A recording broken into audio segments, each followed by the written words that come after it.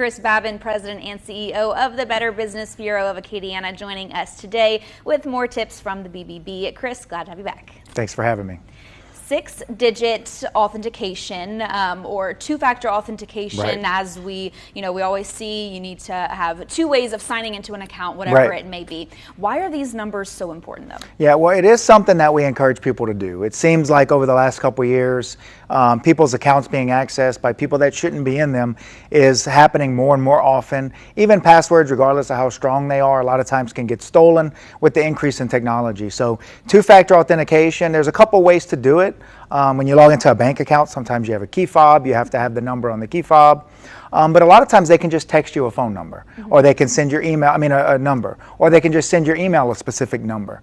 That is always going to help protect your account. So what we encourage people to do is sign up for two-factor authentication. A lot of times it can seem like a little bit of a headache. It's an extra step. Everybody hates having to update passwords and do all these extra things.